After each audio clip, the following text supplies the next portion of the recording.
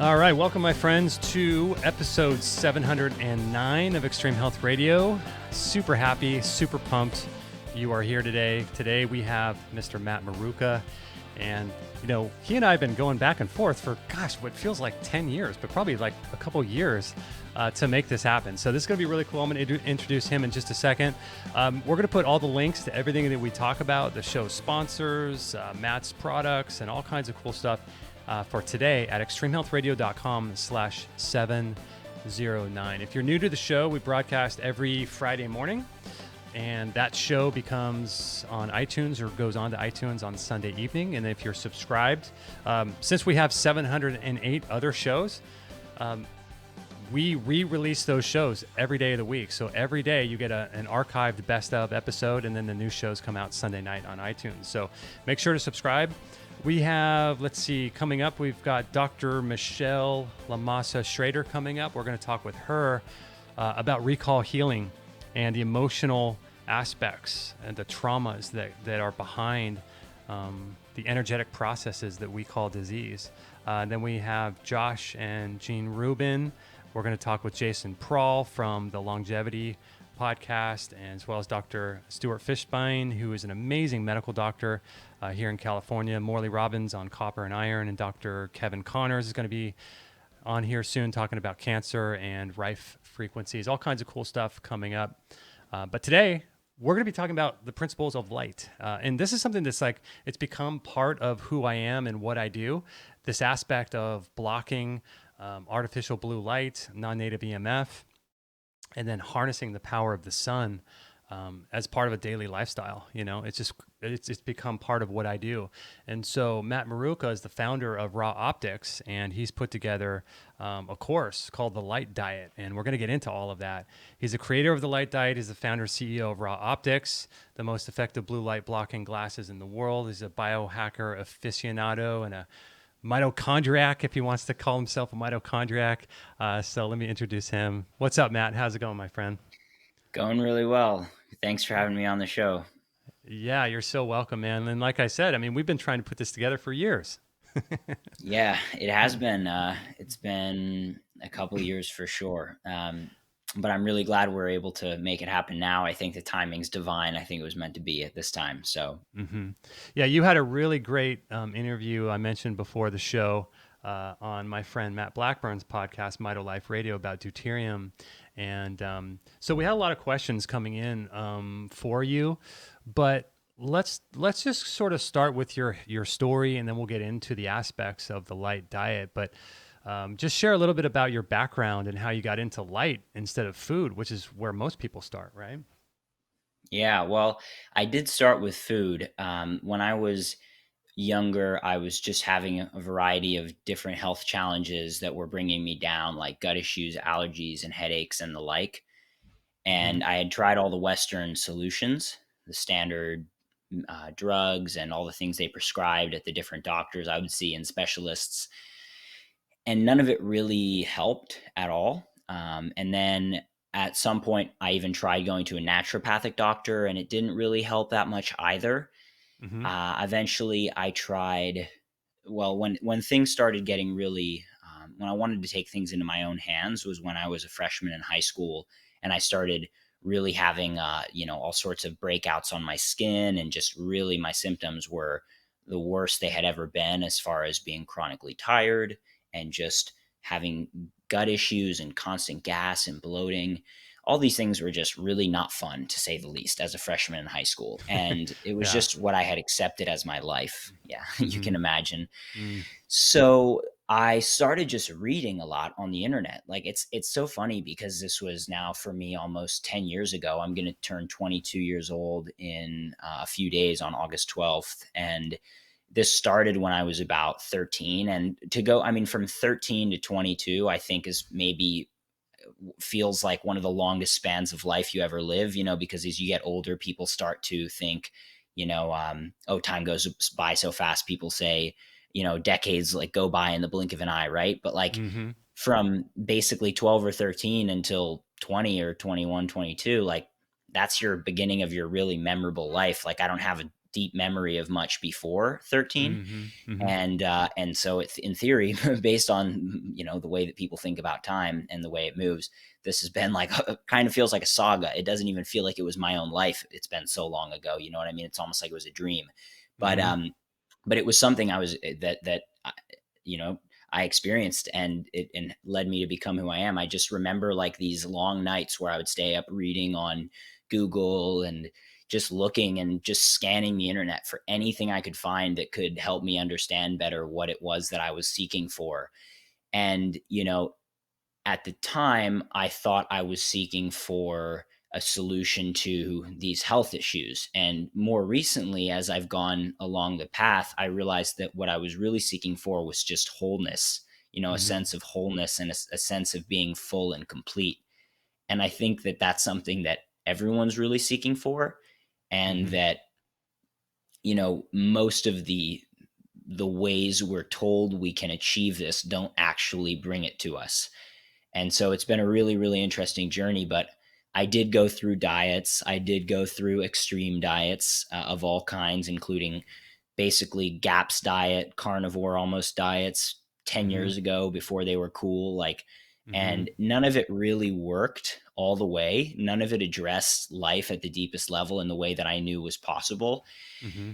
And only in the last couple of years have I really started to come to things that were shown to me through the discovery of light's importance in the body that I think actually do scratch at the surface of what is really important and what answers the questions that people really are asking at their deepest level. And so that's Mm-hmm. sort of my background and history. Yeah, it's interesting because like when you look at light and you look at food, I mean, if you think about it, food is really just captured biophotons from the sun, right? I mean, this is photonic energy that's hitting the food, and this is what we're consuming. Is really the food is just a method to consume the light, really. Yeah, absolutely. Absolutely. We have this capacity to become beings of light, to be beings of light. I mean, we are beings of light, and from what I've been learning over the past few years, it's led me to really believe that the difference between the divine and the mundane, mundane means things that come from the earth, mundus in Latin, and divine means things that come from the sky or from the sky god, from an ancient Proto-Indo-European root word deus, which Mm-hmm. means daylight sky god. And this is where the word divine comes from. This is the word where the word Zeus, the Greek god, chief of all the gods, comes from. This is where deva comes from in Sanskrit, meaning god, Mm-hmm. or divine, I should say. And so to be divine and to be the greatest version of what we can be as a human being, I believe has everything to do with how much light can we become versus just matter. And that sort of is the human experience slash dilemma, is, are we going to turn towards the mundane and be more basically matter, or are we going to turn towards the divine and be more light? And that's sort of the summation of everything I've learned so far. Is part of the light diet? Does that have to do with the actual consumption of lots, like lowering your food intake? You know, people eating lighter. It's interesting. So in the beginning, that wasn't the intention at all, actually. In the beginning, it was just that light is this really relevant facet of health that people aren't looking at. That's kind of age, like in my journey, 14, 15, 16, after I'd gone through the diets and I learned about people like Dr. Jack Kruse and really got into light. It was Mm-hmm. interesting though. People like, yeah, Jack Kruse and others would even describe how, I remember he would share an image on social media Mm-hmm. that was like a picture, you might even remember it, of like a bunch of different sort of almost like alien looking creatures, but sitting at a table eating food. Mm-hmm. And each of them had, in succeeding order, slightly greater connection to a light source above that looked kind of like the sun. Mm-hmm. And the one that had no connection on the far right of the table had a plate full of food. And the one that had the most connection on the far left had a plate with no food. And in between, as they had more connection to the light, they needed less food. So Mm-hmm. although it wasn't the intention in the beginning, yes, I do absolutely believe, undoubtedly, that at this point, based on everything I've been learning and exposed to, that yes, the more enlightened one becomes, the less need they have for food. And this can be seen, at the extreme in the cases of enlightened Eastern masters of India, China, the Middle East and the like. Jesus Mm-hmm. was one of them. There are many, many others in India and all around the world, saints and holy people, which again, this wasn't in the beginning for me a spiritual thing. It wasn't about, these talks of divine things and this and that. But as I went through the process, I realized that the two are inseparable. In fact, they're Mm-hmm. the same thing. Mm-hmm. And so, yes, I do believe that, as a result, especially of seeing that there are masters in the East, especially who have, but many holy peoples who never needed to eat, they actually lost the need for food because they were so connected to basically to light, like to both living off of sunlight energy, solar energy, and sort of like other forms of what they would call cosmic energy, which Mm-hmm. is maybe more in the category of woo woo than we would say science for now. So I won't get really too much into that. But yeah, that I do believe that people can actually live on significantly less food. And in doing so, we can return more to our true nature. I mean, another way maybe to put it is, if, as I've said, and I've come to believe, that our highest expression as humans is to be more light and less earth and less matter, Mm-hmm. then the more we eat food, the more matter we have to burn through in order to get the ultimate goal, which is the light energy anyway. So how much better would it be if we could just get the light energy directly?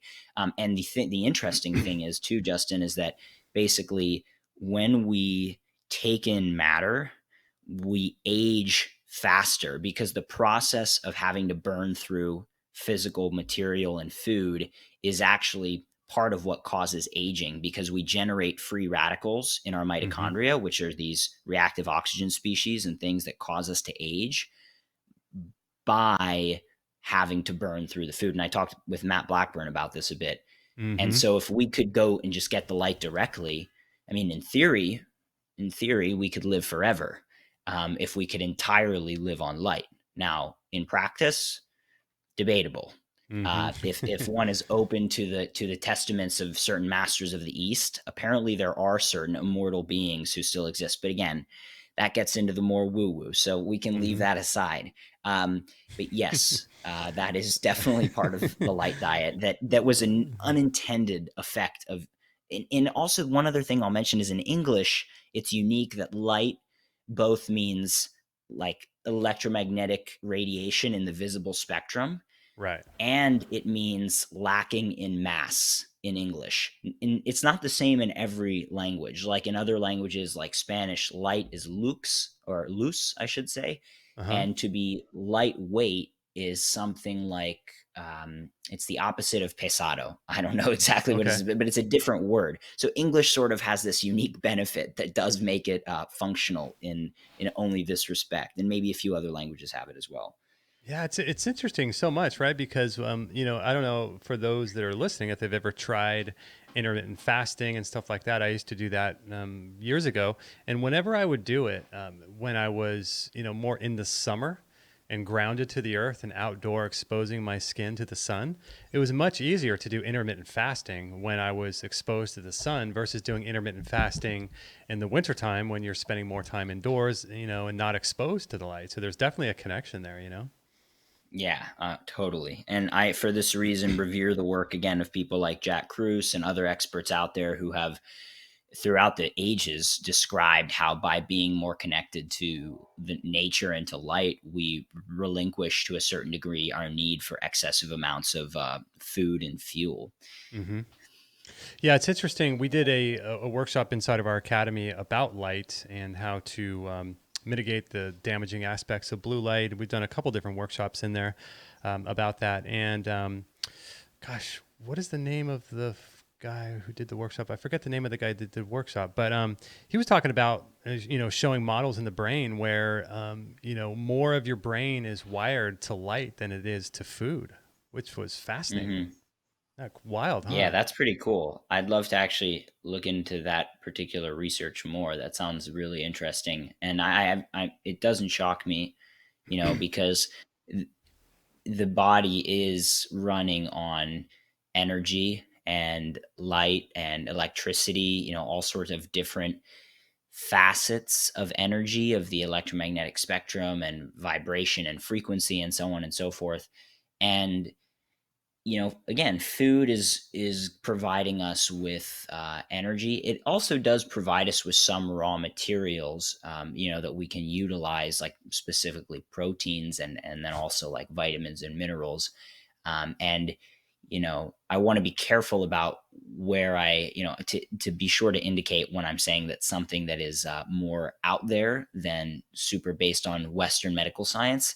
But from an Hmm. Eastern perspective, there are, again, many yogis and so on and so forth who eat very little or nothing at all, and there must be some way that the body is able to manufacture or make certain things that we need, which was the subject of, again, I'm bringing back up Dr. Cruz because his work has been super influential for me here. And I think for both of us and many others, Hmm. in that Vermont 2017 talk that he did, he actually described the how the eye works with light and how our body can make certain things that we need to function in theory, things that people didn't think that we could necessarily make before.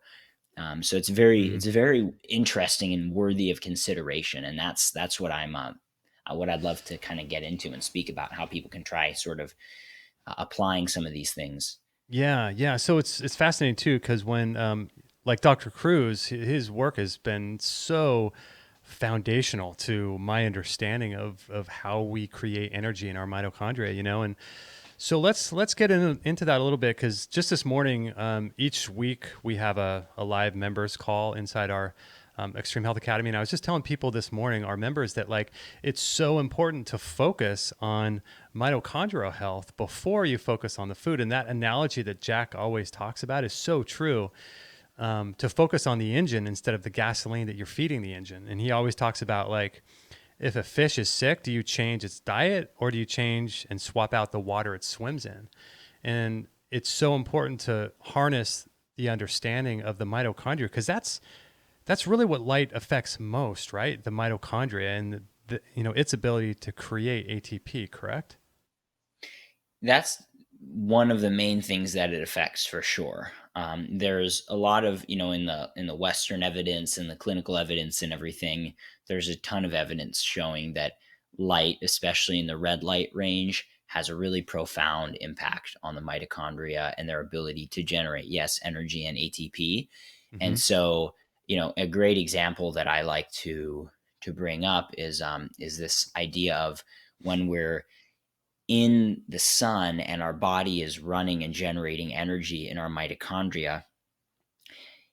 If we have the red and the infrared wavelengths, especially that our body evolved in, that we evolved in and our systems evolved in for millions and billions of years, really, then we're able to carry out the process of mitochondrial energy production, oxidative phosphorylation, and so on, very effectively using those wavelengths and frequencies.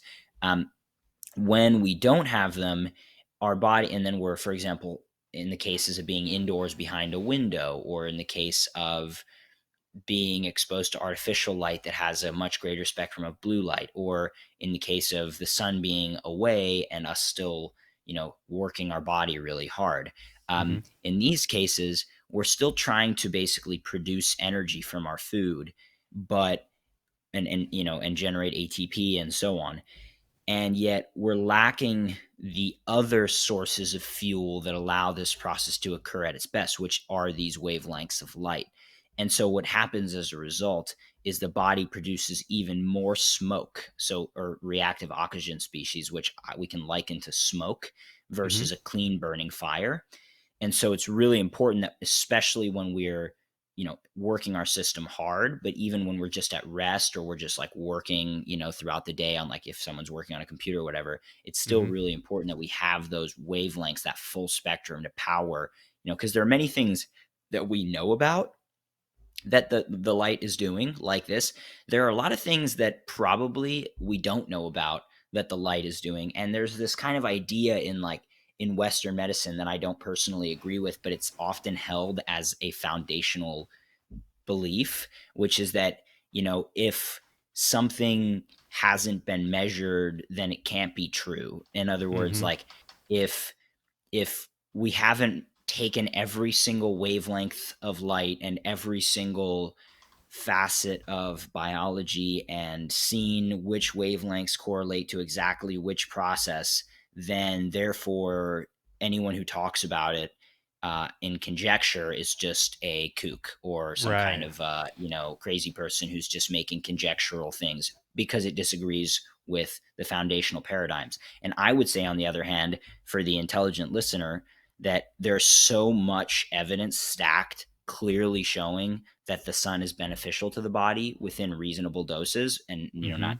excessive doses, but like in general, it's what we evolved in. It drove biological evolution. um, and that when we don't have the sun, that we start to have all sorts of issues. There's so much evidence in that like, for me, anyone who comes and says, well, I need a chart with every single wavelength and every single thing that does, every single function in the body, I'd say, listen, like, you're missing the point.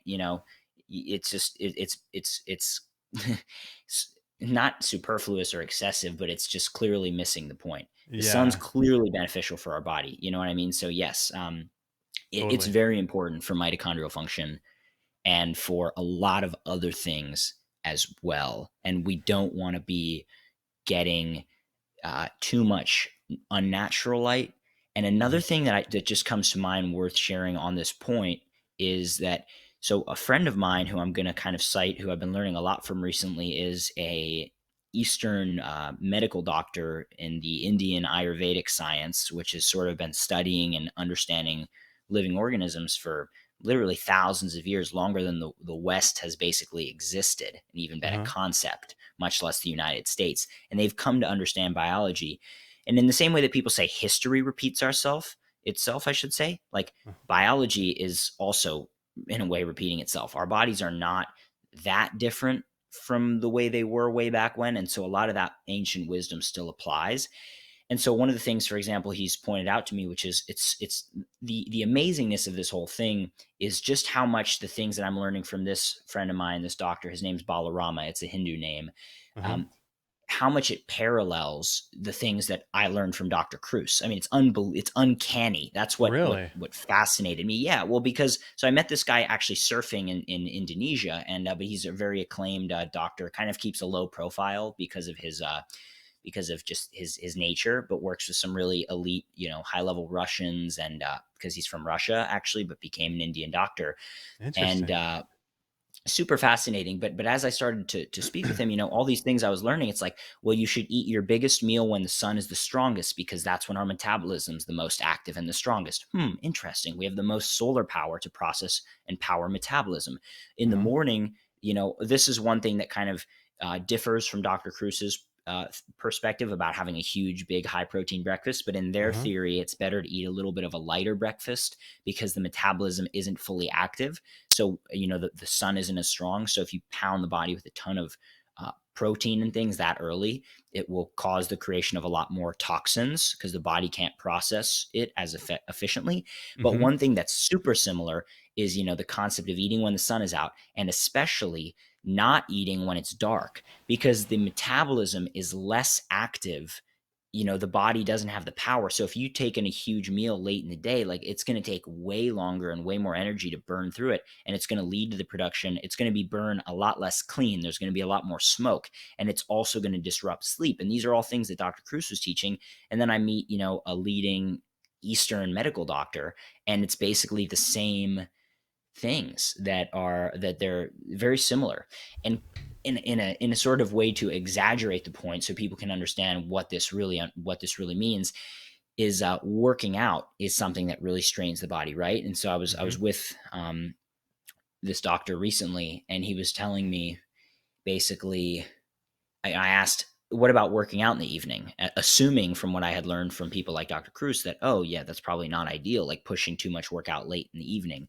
Right. And he said, absolutely, definitely the worst time, because it causes the body to become like, it basically ages you a lot more quickly. The body is already tired from a whole day. It doesn't have the solar power, the energy to really power that training and the energy production required from that. So like, Hmm. that's a great way. Working out in the afternoon, working out in the evening is a great way to potentially accelerate aging, accelerate the processes of disease generation, versus working out sometime, for example, in the morning or in the late morning. That makes total sense. That's something that I did years ago. I stopped working out at a gym because of Dr. Cruz's work. So now we have a little garage set up, and I do my workouts in the sun always. And in the early part of the day. But then it's interesting because back in the day, I used to work out at like 9 o'clock, and I don't know how I did that, but it's fascinating what you're saying. So that makes total sense because we're powered by the sun. Yeah, absolutely. It's really interesting that these things are so simple, but so unknown. One thing I wanted to ask you about before, and that was you mentioned glasses and windows and things like that. And it's my understanding that most windows, or I should say probably all windows, block UVA and UVB light. And I think quartz glass allows more frequencies of sun to come through. But what's going on, like if you're driving down the street and you have all the windows closed in your car and you're getting pounded by the sun through that glass? What's going on? Yeah, so like you said, they do reduce, and it depends really on the windows. But they typically are blocking the majority or all of the ultraviolet B, a large portion of the ultraviolet A, and then also a lot of the infrared, especially because when you let infrared through, it causes the car or the house to be hotter, because infrared is heat. We Hmm. feel it as heat. And so then you need to run more AC, which in theory uses more power, and then basically, wastes energy and harms the environment. So we're Hmm. making our cars and, well, let me actually step back through this again. So the theory is that because of the extra burning of, the fossil fuels required to power the air conditioning and so on, that's going to harm the environment, harm the planet. It's causing uh, all sorts of issues with the environment. You get that. I mean, that's a pretty classic global Hmm. warming theory, which Hmm. I don't disagree with. However, I do disagree with the idea of silencing anyone who questions theories, including global warming, because that's not science. That's dogma and um, like often propaganda. Hmm. When someone can't question a theory without being considered a Conspiracy some theorist kind or of something. Nazi or conspiracy theorist, or something like that. So yes. Yeah. Anyhow, so with all that being said, the interesting thing is that the planet is probably going to be okay. We're causing lots of issues, but like the main thing with the theory is that we would make the planet unlivable, uninhabitable for humans, and possibly affect a lot of other species in the time being. But the planet itself is going to be fine. But so what we're trading that for, though, by, for example, reducing the infrared coming into our windows and into our houses and our cars, is we're immediately killing ourselves faster. So it's a really interesting trade-off that we're making. Like, we're actually immediately lowering our body's cellular function, brain function, energy levels, quality of life. I mean, this is serious. This is not like a joke or hyperbole or exaggeration. It's super simple. When you block infrared light, which powers our mitochondria and our cells and charges up the water in our body, you create a lot of extra oxidative damage and stress in the functioning body, that's in the metabolism. And so we're really making an interesting trade-off as a society doing this. We're saving on energy costs, not having to use more air conditioning, but we're also maybe not saving on energy costs because of the amount of energy it costs to basically keep a society of sick, dying people alive, which one might be able to argue, and this is something I'd like to work on with, research and data over the next decade or so, but to really see that we're not actually saving any energy by making all of our light bulbs and windows more energy efficient. Because the same thing with LED light bulbs, which are purported to be better for the environment, because they utilize less energy. Well, the energy they're saving is energy that's being subtracted from our biological functioning. It's taking out the infrared light, and therefore, it's one thing to leave the lights on when you're not in the room. That's just a waste, generally Mm-hmm. speaking. But Mm-hmm. it's another to subtract out the energy that the body actually does utilize to a certain degree, when we are there. So you get the idea. I think it's Mm-hmm. something that I'm personally questioning thoroughly. But back to the question of what's happening there. Yeah, when the light's coming through the window, it's not only is it depriving us of the infrared, which is probably the biggest one, but the ultraviolet A and ultraviolet B. When we take those out, we start creating all sorts of imbalances in the spectrum. There's still a lot of blue light because they're not really filtering out a lot of blue. So now you have a relative increase in blue light, and all of the things that small doses of ultraviolet control, because ultraviolet, just like blue light and red and infrared, also controls different functions and signals different things.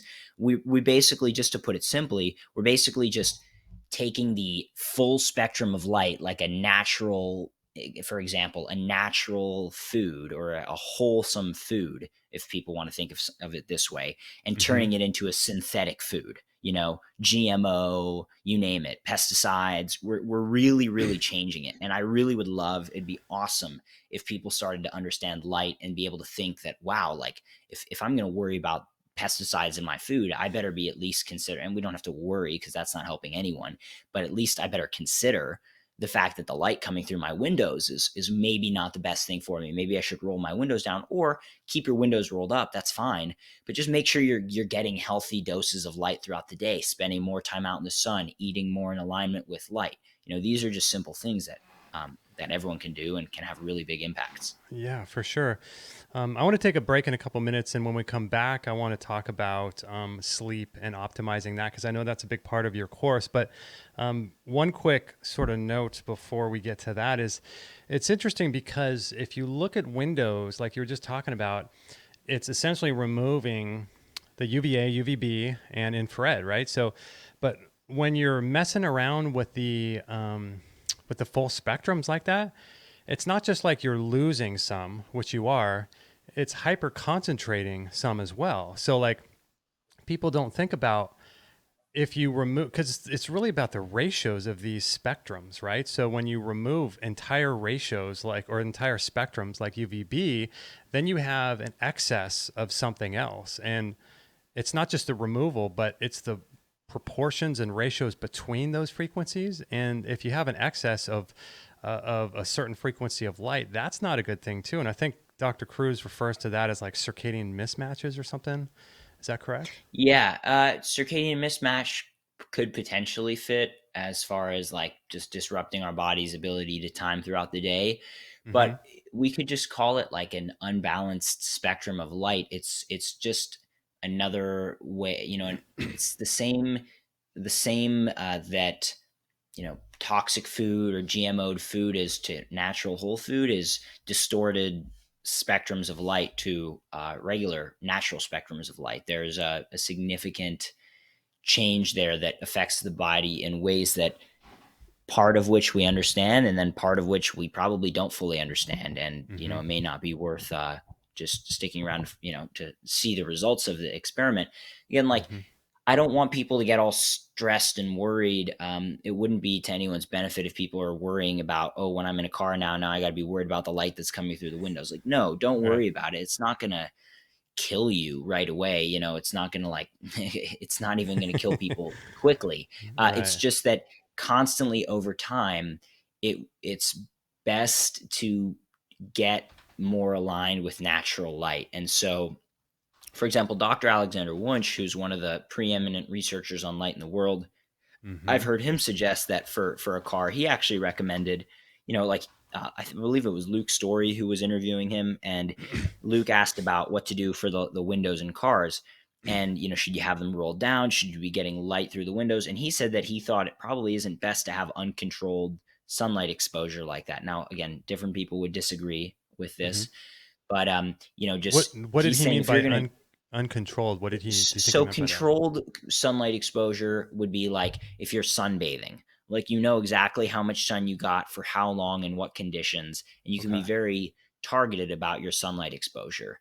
Um, he it was in the context of a question which was something like, does time with the light coming into my car window with the windows rolled down, does that count as my sunbathing time for the day or something? And he Oh, said, I well, see. I wouldn't really, I would the reason I believe he made the comment, and I can't say for sure, but was because he just wants people to be cautious and careful about the sun they're getting and very conscious about it.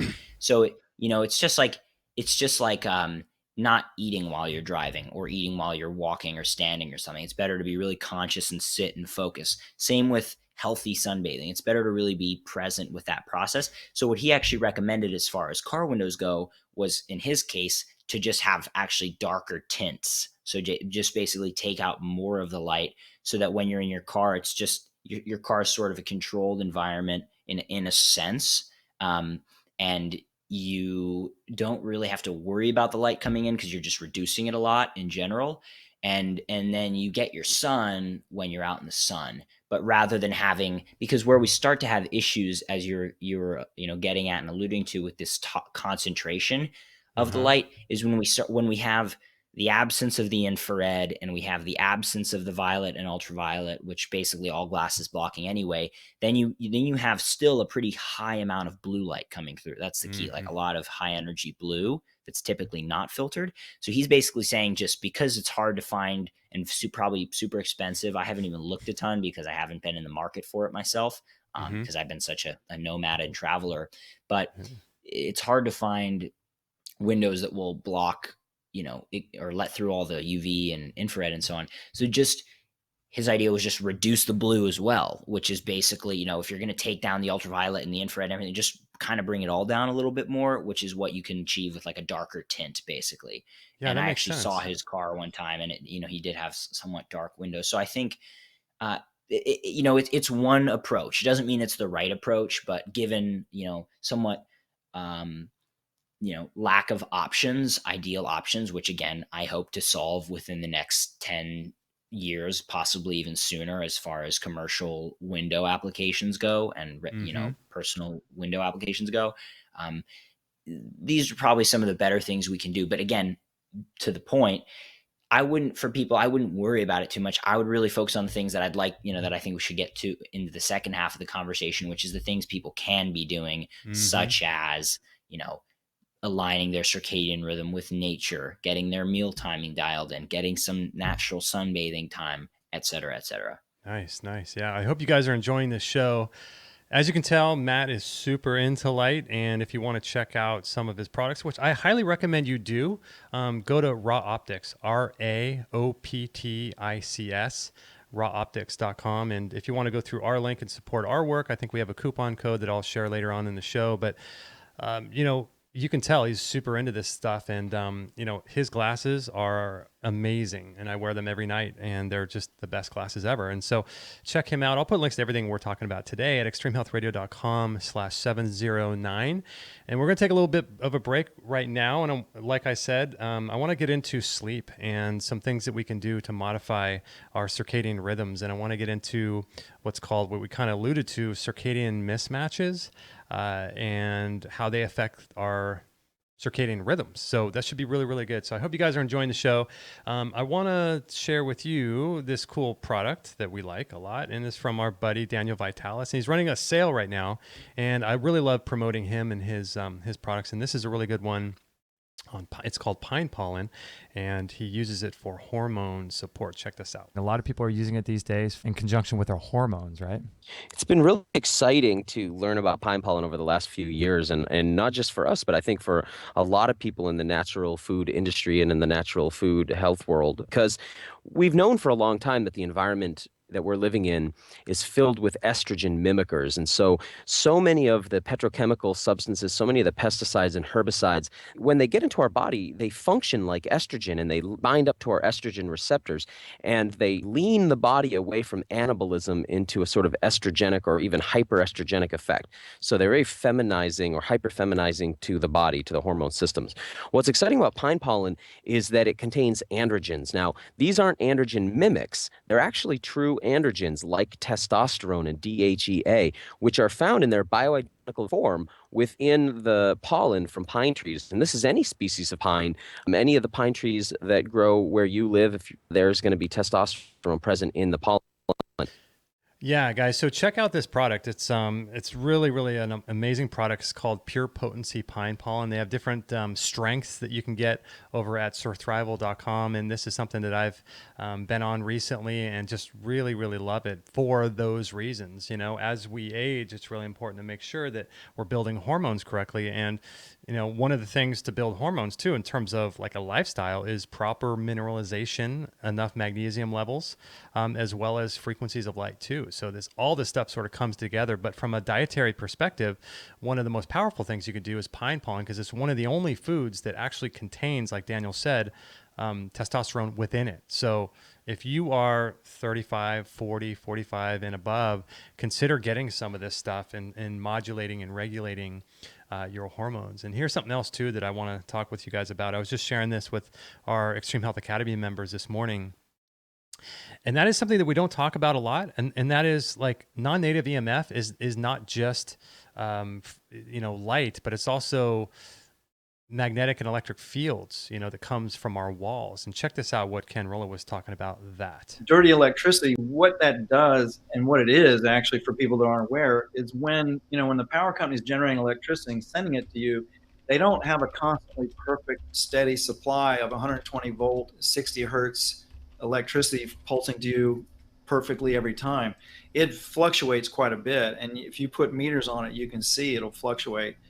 And so that fluctuation, and there are micro fluctuations as well. And those micro fluctuations, all that fluctuation creates these pulses in the wiring that will create EMF pulses around you. I mean, the wires themselves, when electricity is flowing through them, that will create a field around the wires that can affect you. But then when you've got all that little pulsing and micro pulsing going on, it's creating these frequencies of fields that are pulsing and affecting you negatively. And so those devices like the green wave, they will act like an inductor and smooth that signal out so you don't get that pulsing. And then my devices, because of the scalar fields, they will structure the EMF coming off of the wires in your house and everything else as well. I use those. I use Stetzer filters and green wave. I got both. Yeah, so one of the most powerful things you can do is turn down the amount of electrical and magnetic frequencies that are coming off the wirings in our homes. And if you check, if you have someone come out to your house, like an EMF expert, and come out and do some readings on your walls, you'll find massive amounts of this radiation coming off your wires. And we used, I think, 60 hertz as our base default frequency instead of, I forget what the Europeans use, but it's a much more toxic frequency, and these wires are not properly grounded, and so they're putting off these perpendicular frequencies of electric and magnetic fields. And Professor Martin Pall was on the show, and he was talking about when these frequencies hit your cell membranes, they're basically increasing the permeability and breaking down the cell membranes, allowing calcium to flood the inside of the cell, and iron as well. And when those two materials get inside the cell, Professor Paul has talked about mapping those to dozens of different health conditions and health challenges like cancer and everything else. And so it's really important. One of the easiest things to do is to get some of these filters. And for $30, you can put one in your bedroom, in your kid's room, in your office, and turn that down quite significantly. So check out the Green Wave Dirty Electricity filters.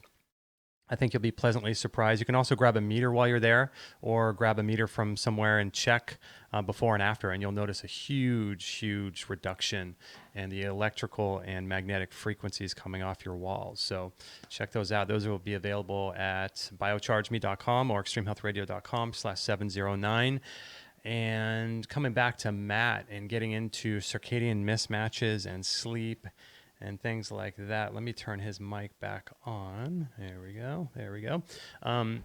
Hey Matt, so it's interesting, right? This whole idea of dirty electricity, that's another piece really of light, isn't it? Absolutely. Yeah. Can you hear me all right? Yeah, for sure. Sounds All great. right, perfect. No, perfect. So, yeah, it is super interesting and very worth consideration. And I just have to say, you are a great, promoter in the best of ways. I'm just sitting here like, oh, you know what? I just moved into a new spot. I should probably get me some of those, filters. There's so many things that I've never considered because I haven't had sort of a primary home base for a while, but more recently I have. So just like furniture, just all sorts of things, silverware, plates, just things Yeah. wherever I went, Airbnbs, places I've been living, rentals around the world the last few years. I never had to think about half the stuff. I just show up with my suitcase, my laptop. If I needed something, buy it. But otherwise, pretty much had everything I needed, a place to work. That's Yeah, awesome. so these are all great products. It sounds amazing. Daniel Vitalis is the best. I love him. He's a great guy.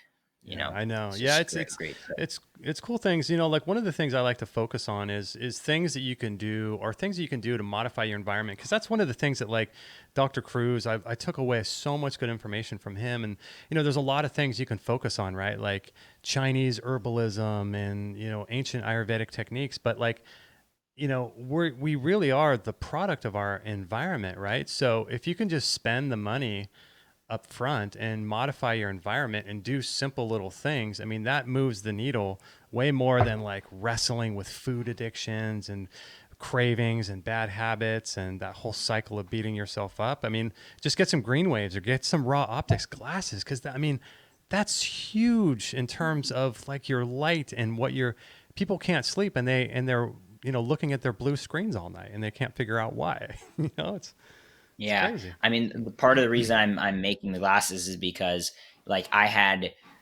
several years of time to research. Like being in high school when I was first conceptualizing all of these things, like I had all the time in the world. Like I didn't have kids, I had schoolwork, and for me, my schoolwork was practically irrelevant because I just was like the kid who was just like, okay, I've been reading these books about Andrew Marino about basically how the government is just ignoring EMF and how big of an issue. Like all of like my life fell apart before my eyes, which I think is a kind of a good thing. As far as I should say, our conceptions of the world, because like there's all these delusions that I feel like I have been subject to, and I think many of us become subject to in the modern world. Mm-hmm. And so many were being shattered throughout this period of like inquiry. And so when I learned about how EMFs were such a big issue, from people like Andrew Marino in his book, Mm-hmm. Going Somewhere, Truth About a Life in Science, and how it was not only just a real issue, but it was covered up, intentionally covered up by the US government, and no one was talking about it. It literally just made me feel like the world we're living in is a like a joke, like the let's call it the 3D world, the illusion, the world Mm-hmm. we're in with all the things we think about on a daily basis, the things that are in our realm of perception. And it was just a really interesting experience. Like I couldn't, how can you take schoolwork seriously like when you learn that there's basically these massive literally conspiracies going on. This is Mm-hmm. one thing to have conspiracy theories. Conspiracy is just a group of people plotting to a certain outcome, which is often negative. It's like these are literal conspiracies that have occurred that no one talks about. It's like I can't take schoolwork seriously. Like I I'm gonna know, right? try to like get at the truth as best as I can. Yeah. Like you're just gonna go and you're gonna study, and then you're gonna do like for what, right? Like you're gonna then go to college. I mean, this is a whole other subject we could get into, but just to high level it. It's like, Yeah. to summarize it, it's like you're gonna go to get all these good grades in high school to then go to college to get this good grades and be stressed and be struggling, being taught how to work for other people or being taught how to be an obedient, person, and then to go to work for someone else typically, and or a big corporation. And like honestly, I mean, it might sound pessimistic, but I sometimes feel that the world we're living in and the direction it's pushing us is like literally like pigs for slaughter, or cows or cattle being raised for their milk and then slaughter. Like, I know. people are encouraged to have kids so that they can go into these corporations that aren't doing good things for human consciousness, that aren't doing good things for the world.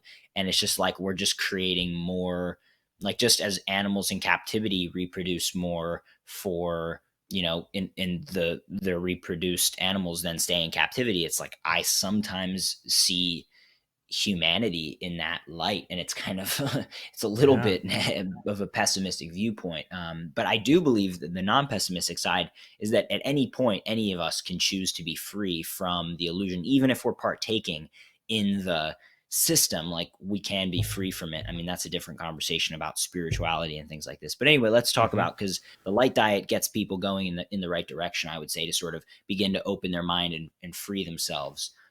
For sure, for sure. So let's talk a little bit about like sleep, because I know that's a part of the light diet, and obviously light's going to tie so tightly to this. So let's share some principles, because so many people are dealing with like they can't fall asleep, they can't stay asleep, and things like that. So let's share a little bit about that. You think? Yeah, so sleep is obviously a really important time when our body's repairing and healing itself. One of the interesting things as well is that in the Western world, it's told that we need 8 hours of sleep minimum. Like, that's what you got to get. Otherwise, you're not going to be healthy. And conversely, the ancient Eastern wisdom does not uphold this belief per se. It may in certain cases, but from what I've been learning, you know, we can live on much fewer hours of sleep, if our body is healthy, Mm-hmm. and it's not, um, how can I say, it's not like someone's genetically this or that or this or the other thing. It's really just, if you're a healthy person, your system works really well. Why would you need more sleep? Like, if someone is the sickest of the sick and someone's the healthiest of the healthiest, how in the world could they both require the same amount of sleep? The Mm-hmm. sickest of the sick could never get enough sleep, and the healthiest of the healthy might not need any sleep at all, or need Mm-hmm. very little. Mm-hmm. Again, this is getting into the more controversial or just woo woo things, I would say. So just people be warned. But essentially, truly, there are many people who get up every day at 4 a.m. and they do really well. They're some of the highest functioning people in the world. And the cool thing is, if you go to sleep at 9 or 8, you can get up at 3 or 4 and actually have gotten 6 or 7 hours of sleep or more. Mm-hmm. If you go to sleep at 9, you get up at 5, that's 8 hours of sleep. Mm-hmm. For those who want/need that. So yeah, what we're doing today, as far as like thank you for your kind words about RaOptics products. What we're doing today is we are disrupting our sleep with artificial light. And this is significant because the light that comes through the eye not only allows us to visualize images and see and basically create images of what's around us as sort of a ability to sense the energy in the field, in the world that we're a part of, to be able to either survive and make decisions that lead us towards greater survival or not.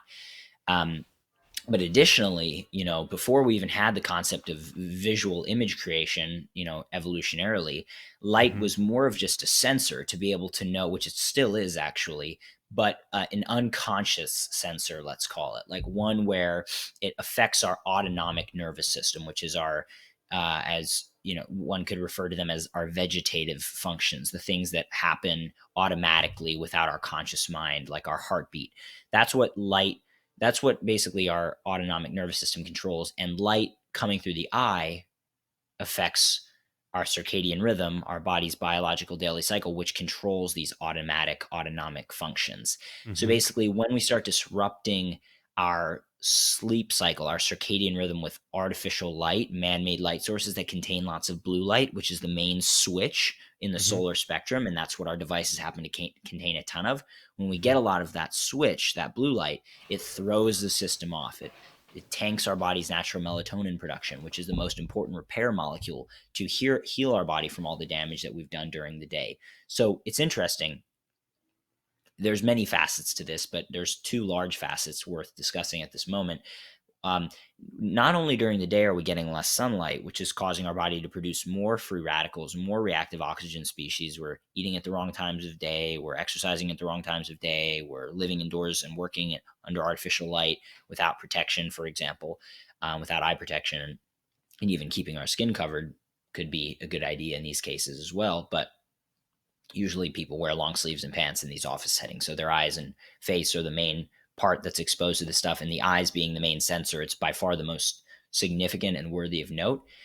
Um, what this is causing is again, more of this free radical production during the day on the one hand. Then on the other hand, at night, we're exposed to this light, which is decreasing the body's ability to repair the problems we're causing because of our lifestyle during the day. So we're not only disrupting the nighttime side of things, the repair, we're also disrupting the day. Or in other words, we're not only disrupting, causing more stuff that needs to be healed, we're at the same time reducing the systems to heal that. So we're sort of harming ourselves on two fronts. We're making the problem worse, and we're lowering our ability to heal and improve the problem at the same time. So it's quite significant, and people can expect as a result of this what we're doing right now. I mean, I would say all modern diseases can be linked to this based on, the modern chronic illnesses, because they're pretty much all linked to mitochondrial dysfunction. And as we've discussed earlier on, light is a primary driver of mitochondrial function, aka metabolism, because the mitochondria are the centerpiece of the body's metabolism, because they're where we primarily process fuel or food and turn it into energy. So basically, it follows that light is one of the most significant, contributors to basically these modern diseases, or I should say, incorrect light, absence of sunlight, excess artificial light. So people, and this things got really interesting recently when I started to think about, my business in different contexts. And I started asking the question, like, what are other things people are trying to do to solve the problems that I'm trying to solve? It took me out of the context of just the way that I had been thinking about my products and my mission previously. And I was advised by some really great business experts and marketers. And just these questions from a business standpoint got me thinking really differently about the whole mission as a whole. And so I asked, what are people doing to try to heal the issues that are being created today, that our products and the light diet and these protocols, this lifestyle, are actually helping people truly heal? And I thought about it. Okay, so some of the main things our sleep lenses do. They help you to relax naturally during the evening, just naturally the way we're designed to. So getting realigned and reconnected with nature. They help us thereby to sleep more effectively, to sleep more easily, stay asleep, sleep more efficiently, wake up having more energy. And then, the third part, we wake up with more energy. So we have more energy, clearer brain function, clearer cognition throughout the day. And that's what these glasses can actually help people to do. Yeah, it's interesting because I was just thinking about Go ahead. Like one of the things I took away from Dr. Cruz's work is this idea of creating melatonin. And a recent doctor on our show said that melatonin, is always known as like the sleep chemical and things and hormone, but really it's the most abundant anti-cancer chemical you make in your body. And it makes so much sense because like the rise of cancers, like Dr. Cruz talks about, colon cancer from 1879 to now has just exploded. And so tell me where I may be going wrong. It's my understanding that when you build your melatonin reserves in the morning through AM light, when the sun is rising through your pineal gland, you create the melatonin. And then it's my understanding that when you're exposed to blue light, like during the day or you're indoors or you're looking at screens all day and that it's sort of like filling a bucket full of water and then you poke it with holes and then that melatonin slowly just goes away. And then when you actually try to go to sleep, because you haven't held on to the melatonin, it can't be released. And so that's why people are like staying up and they can't sleep or fall asleep. And this is one of the things that your glasses helps to prevent, right?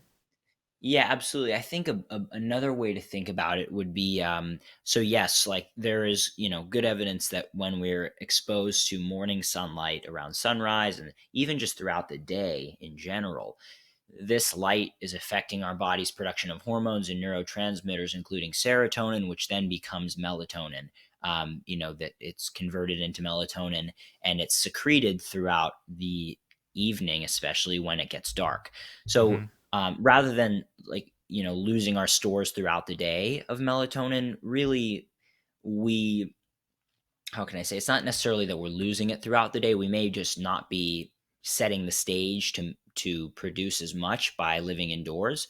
But Mm-hmm. really, when we're exposed to artificial light, like blue light after the sun goes down, that's when our brain is ready to have that stimulus of an absence of light.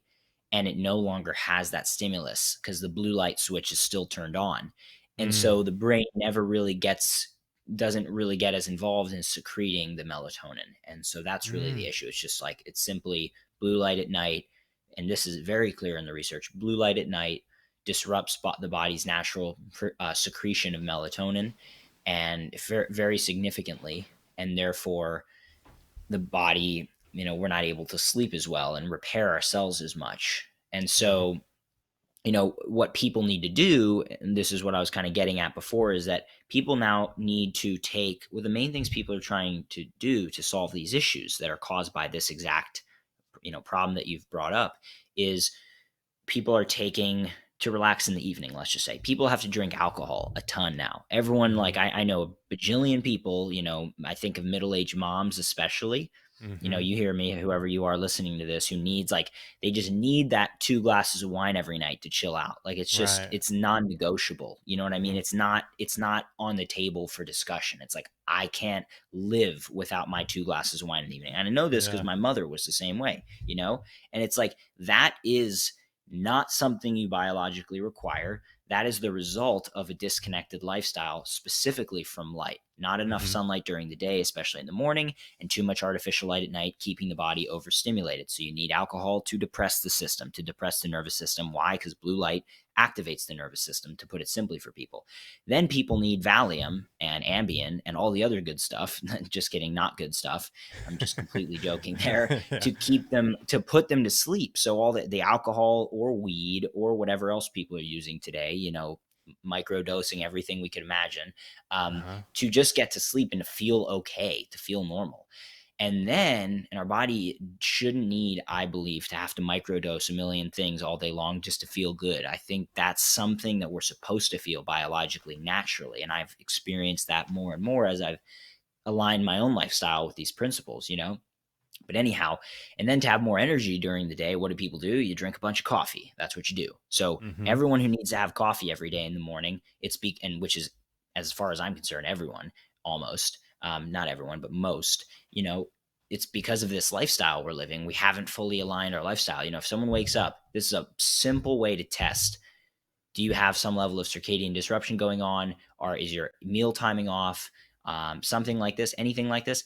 Do I need coffee when and whatever name people give it. Some people say, oh, it's just, I love the ritual of the coffee. Keep telling yourself that. Just keep telling yourself that. It's usually not about the ritual for people. That's what Right. everyone Right. says.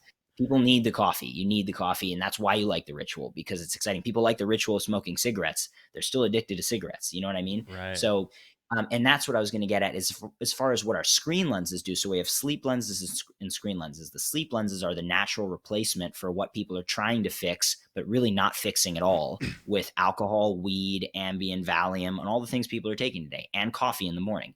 Our screen lenses, for when you go to work and you're indoors under a screen all day, basically most people just accept that they're supposed to be tired. This is the other thing. Many people aren't even getting a solution. They're just accepting that they're supposed to be tired, have sleep issues, because, as I've Yeah. said, none of these things work fully anyway.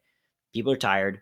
People are stressed. People have anxiety. So what people are using during the day is anti-anxiety medication to stay calm, Mm-hmm. or they're using things to stimulants, like all the things that people use, Xanax, and all the things people use to focus and be stimulated during the day in school. These are what our screen lenses naturally fix at the root, as close to the root as you can, while still living in this lifestyle.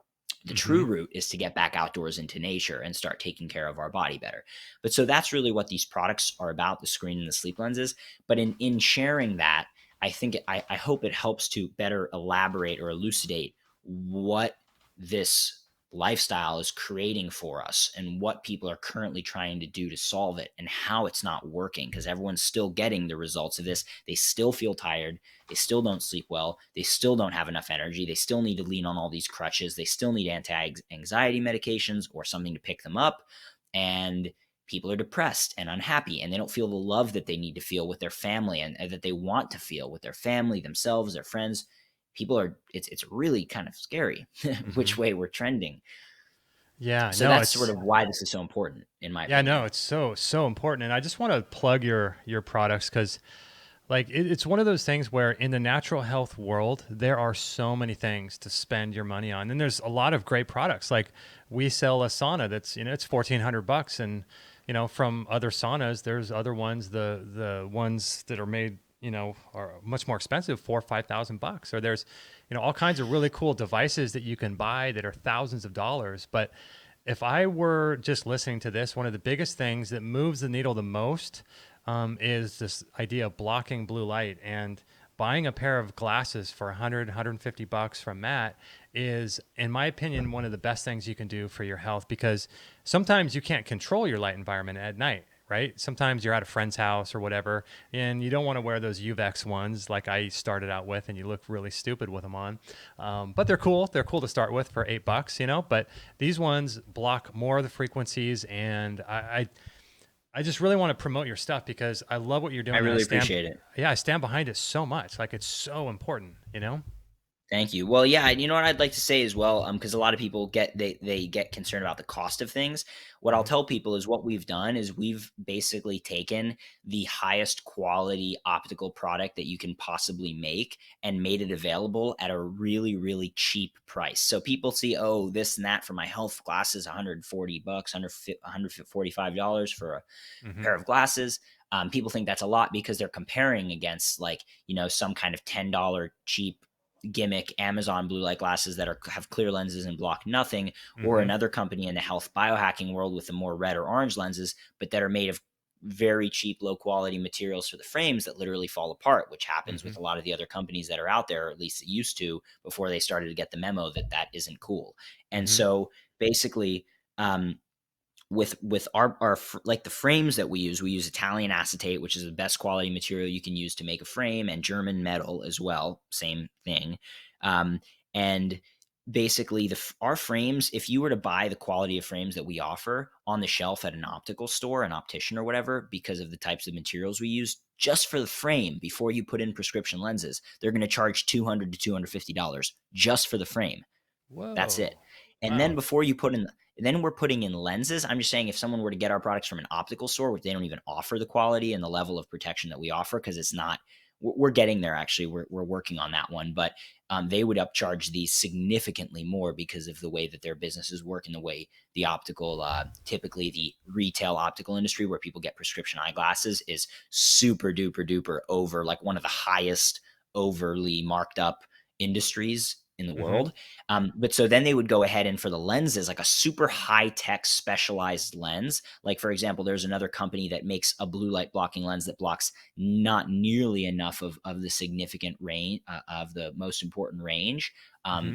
for our standards now. But basically, um, one of these leading blue light lens companies that you can find in optical shops today, they would add another $150 to $200 just for these high tech specialized lenses, and that these lenses don't even block, keep in mind, as much as ours do. So ours could arguably be charged up. Now I'm not saying that they should be, but just in theory. So basically, Right. based on the number that I've given, about 200 for a frame, 150, 200 for the lenses. This is retail value, a product that at an optical store is somewhere around 300, 350, $400, and we're selling it for 145 on our website. I mean, that's what we're offering to people for a really, and then you take away the fact that it's not just something that's a fashion product. It's actually like in a respect, it functions as a medical device. Now I can't make a claim that it's a medical device, but it effectively is really altering the biology in a really beneficial way.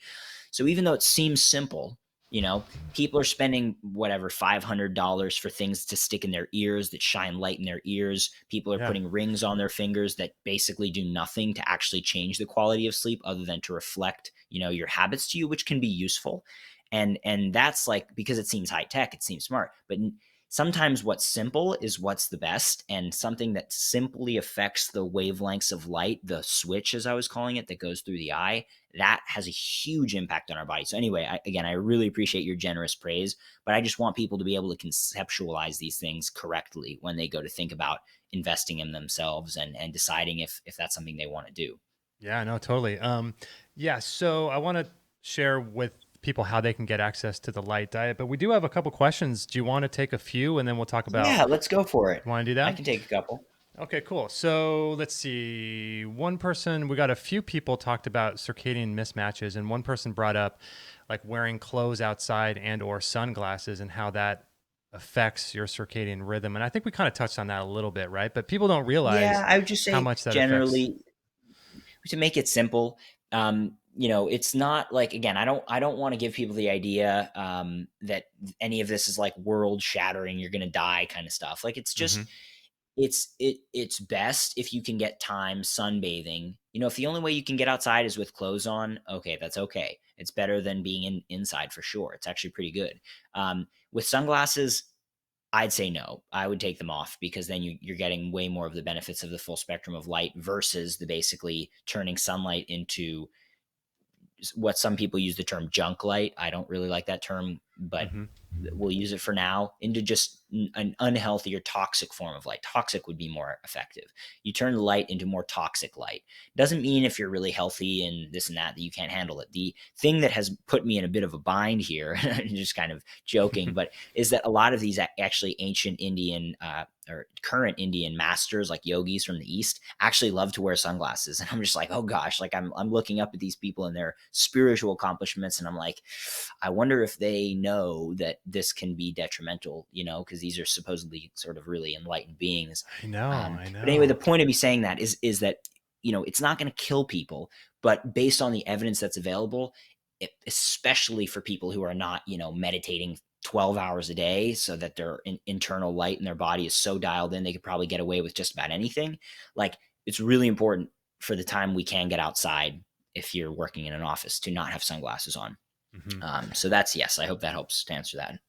Okay, cool. Deborah here on Instagram says, what kind of light bulbs do you use at night? Me, I don't use any light bulbs at night.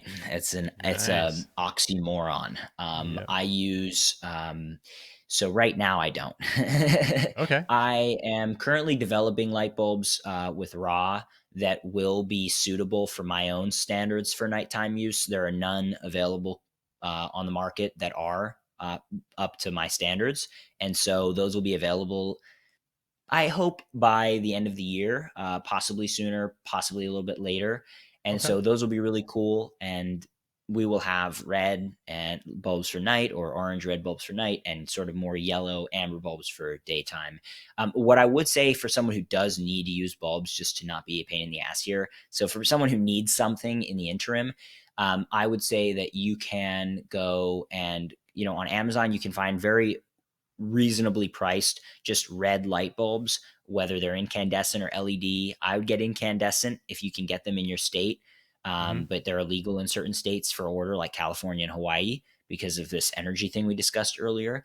Mm-hmm. So then just accept the LEDs in red or orange. Orange is fine too, and some find that red is a little bit abrasive. Orange typically will still have no blue light, and green light as well. So because green also can affect the circadian rhythm. So like orange, red for night, whatever you prefer, even just Amazon bulbs.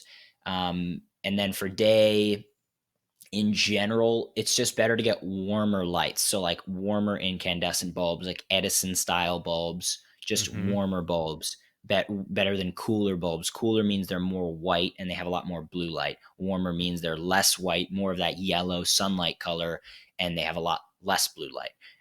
So that's what I would recommend to people, and that's good. But in general, if you have natural light in your house, like windows, open the windows. Don't use any lights during the day is what I do, and then at night, don't use any lights at night. Generally, use candles, or yeah, that's basically it. I use a red Nice. light headlamp that costs $14 on Amazon that I walk around with looking like a crazy Nice. person. I know. So So do we. yeah, That's so yeah, great. We actually have a question from Matt Blackburn about retinol, but we'll do that one in a second in sunlight. yeah, great. Here's one from Max. Says, how come sunscreen is irrelevant to in your eyes? Well, I guess irrelevant. So he's just basically asking about sunscreen. Could you repeat that? Sorry.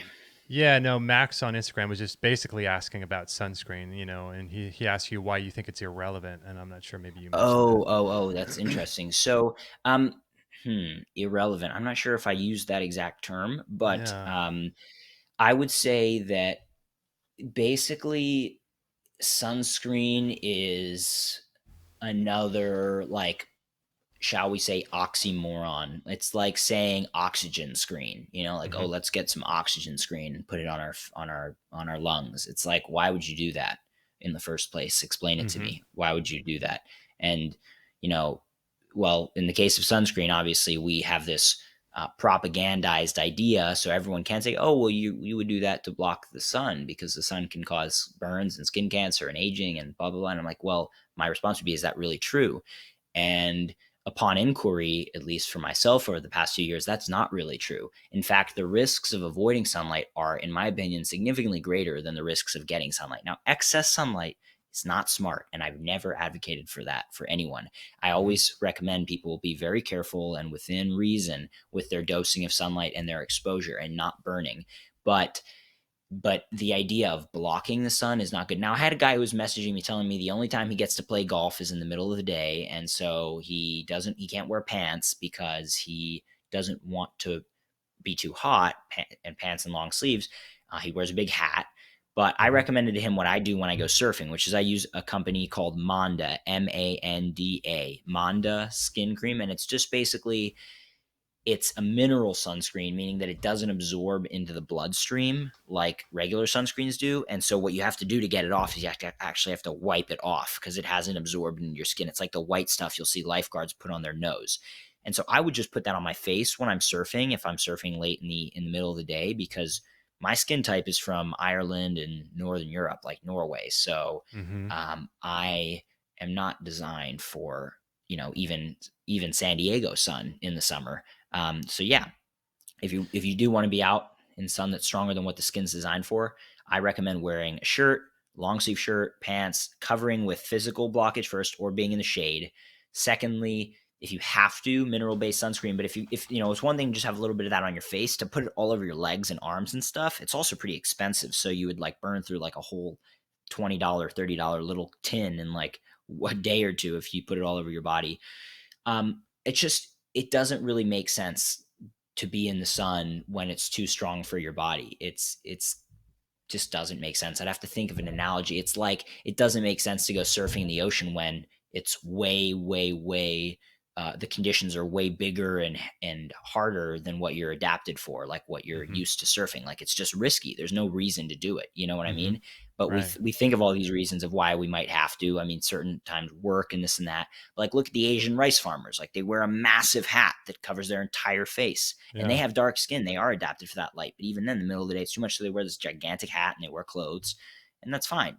And that's what we can do too. But putting toxic pastes on our skin that are full of carcinogens, which, by the way, have been recalled in huge amounts. I don't know if you've seen that this I summer. have. It made me so happy. Like benzene, they're like Yep. recalling all of this sunscreen now because they finally realize that benzene and all these other things are carcinogens. It's like, Yep. hallelujah is what I have to say I this know. summer. I should be talking about this a lot more, actually. I know. I know. Anyway, Here's a yeah, good thanks one. for the question. Yeah, we got two more, and then we'll do Matt's one, and then we'll talk about your light diet and more about your products. Okay, eye sensitivity. Kate wants to know on Instagram how she can improve her sensitive eyes to the sun and not wear sunglasses as much.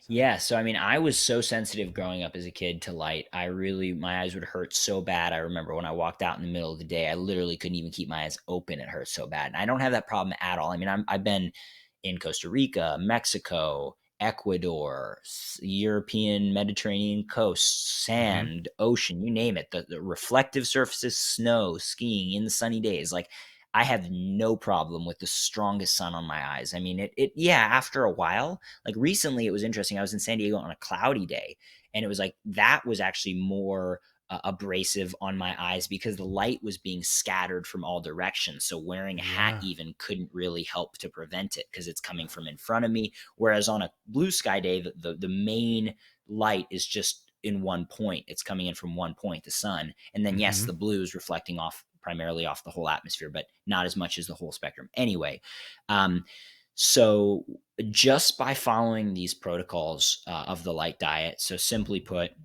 starting to get morning sunlight exposure, starting to get some more, targeted midday sun exposure, starting to sleep more naturally with blue light blocking glasses and improve my sleep and circadian rhythms, improving my meal timing. So I'm eating the majority of my food in the morning / midday and very little later in the day. If anything, just a light snack or a very light dinner.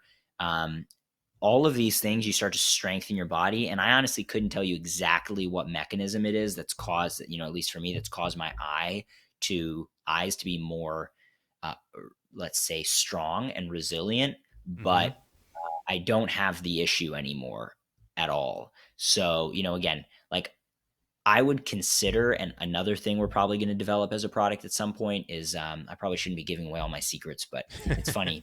People don't really pick up on things quickly as much Yeah. as I'd like to. If they did, then the world would be, would be more enlightened. Totally. But basically, we're going to probably, work on sunglasses that equally reduce the whole spectrum rather than just cutting out, entire portions of the spectrum like UVA and UVB. That's the only, just like same with the windows, the only reasonable way to reduce light would just be taking the whole spectrum and just dropping it down Mm-hmm. versus cutting out an entire section and thereby causing an increased concentration or distorted ratio, as we discussed earlier, of other Right. wavelengths. So yeah, that's something we would do, but I wouldn't do that. I would just wear a hat, like I wouldn't do that unless I was literally on a boat for months or skiing or something like that for like extended periods of time. Like otherwise just wear a huge hat and that's Mm-hmm. like going to cover you for the most part, Mm-hmm. anyhow.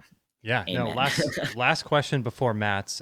This one's from Derek on Instagram about skin cancer. Basically, wants to know what your thoughts are about skin cancer and the sun and exposure to the sun. Again, to the intelligent person, I will answer this as best I can, which is if we consider skin cancer rates even just 20, 30, 40, 50 years ago, they're a lot lower than they are now.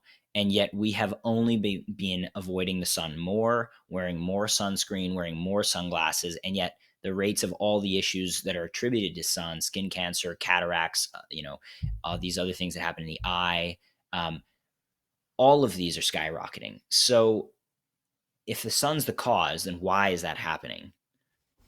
In my Mm-hmm. opinion, the sun's not the cause. And so with skin cancer, there's a bajillion factors that we could get into. We could talk about lower melatonin that's caused by excess blue light exposure constantly and chronic circadian disruption. We could talk about lack of sunlight, which regulates and controls the mitochondria, which regulate and control, apoptosis, which is how our cells naturally get rid of toxic cells that are becoming carcinogenic, which we downregulate that system of apoptosis and so on when we don't get enough sun. We could talk about glyphosate in our food supply. We could talk about EMFs that disrupt the function of our cell membranes, leading to potentially cancer. We could talk about all sorts of other thousands of other toxins in our modern lifestyle. And to Mm-hmm. talk about the sun, in my opinion, is insane when it comes to skin cancer. So I would say that's the best answer I can give. Don't overburn, because yes, people who overburn from sun definitely can increase their risk of skin cancer based on the data, especially people with white skin. So yeah, Uh-huh. it's not like you should do that. And if you're toxic, like your body's full of toxins, you've been eating toxic, exposed to toxins, and not having a healthy circadian rhythm and sleep to help get rid of the toxins, then again, all the more reason to be moderate in your sun exposure. Because if your skin's full of toxic, rancid vegetable oil, fatty acids, and all sorts of other things, then yeah, you should probably take it light, before you go out and cook yourself. Just take Mm-hmm. it easy, go to a sauna, start detoxing, layer in these protocols slowly, like I recommend in the Light Diet. Start with a couple minutes per day of sun on each side of the body in the summer, in the middle of the day, and just little bit by bit. I would say that's the safest bet. But avoiding the sun entirely based on the evidence can't be advised, because that will increase the risk of every disease practically. Yeah, so that's my answer. That makes sense.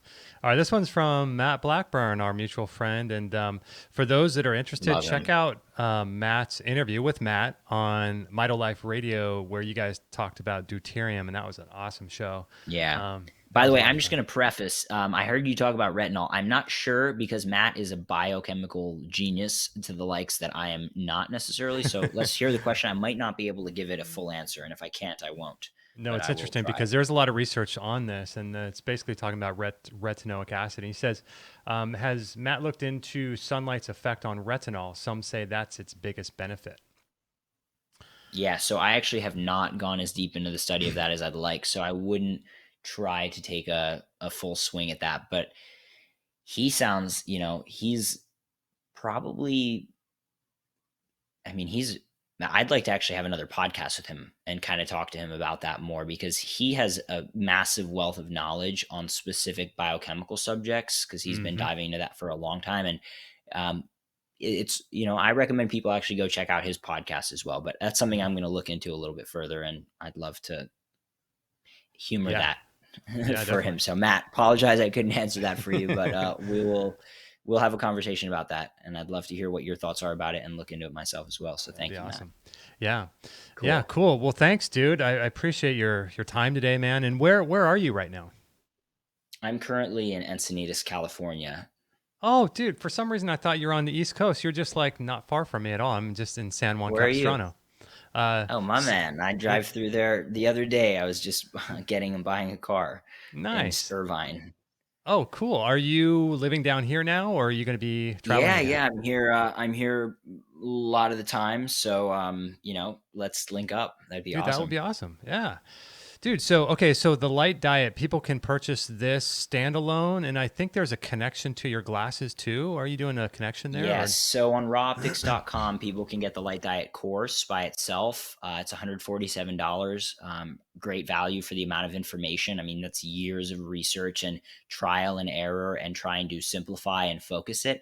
And people who buy the Light Diet course now, as I refine it further and put out a Gen 2, maybe within the next year or so, they're going to have first dibs to that and probably at a significantly discounted rate. So it's sort of like becoming part of the family with the Light Diet. We're going to be putting on eventually, this is sort of the future vision, but I think we'll probably be putting on retreats, Light Diet retreats at some point in the future. Now that might be ways out, but we're talking next year, following year potentially. But Mhm. yeah, so that's I want people to kind of really start to be able to take this stuff and utilize it to its full extent and really benefit from it. We already get amazing testimonials from people who just started to apply these things and have so much energy and feel better. So it's really really cool. I'm really grateful that I get to be sort of a part of this. But yeah, people can get the course. It's simple. It's very very straightforward. There's 8 steps of the Light Diet people can get into, and we've discussed many of them today. Getting morning sunlight, wearing blue light blocking glasses, or just avoiding artificial light sources at night, and several other things we've discussed today are part of it. How to basically get safe and healthy sun exposure, et cetera, et cetera. If people buy any 2 pairs of glasses right now on our site, we have sort of a promotion going kind of Mhm. indefinitely, probably for the next couple of weeks at least, um, where they can get the course for free if they purchase 2 pairs of glasses. Oh, So no way. ideally, I recommend people get a pair of screen lenses and sleep lenses, so sort of like a set of Uh-huh. any style, whichever style you like, and then the course will come for free with that. So people can check that out as well, and that's great for people who really want to get started on this and start feeling the effects quickly. Dude, that's awesome. Are you going to catch any surf today? Um, Possibly. We will see. I have a lot of work to do. I have a lot of things that I enjoy and love doing, and surf is high on that list. I Sometimes hear my that. work is even higher. Uh-huh. Matt, if you can imagine. So yeah, Yeah, the yeah, sun that's just came out down here though. We were under the marine layer when we started this conversation, so now the sky is blue. So I'm very happy about that. I am going to go lay in the sun at least. oh, that's good to know because it's still cloudy here in San Clemente. So, yeah. That's Oh good to well, know. I see the blue sky is going your way. So Nice, enjoy. dude. Dude, that's awesome. I really appreciate your work, dude, and I'm just glad you're out there sharing what you're sharing because it's so important. Yeah, I think it's thank much you. more important than food. So this is great. Yeah, well, one other thing I will just mention, because I've dropped a lot of things about, oh, we might do this, we might do that in the future. One thing we are absolutely doing very soon, probably going to be launched within the next couple of weeks, is we're going to be offering raw red light therapy panels. So basically, like Ooh. a top of the line red light therapy device, that's developed with the experts putting out all the right wavelengths of light that we need to be getting, the very high doses of the specific wavelengths that people need for photobiomodulation. And all of these types of things, low flicker, low EMF, etc. We're going to be releasing that pretty soon for a pre-order. So Nice. that's going to be really cool. So people can get something at a good price, at a reasonable price for the level of what we're offering.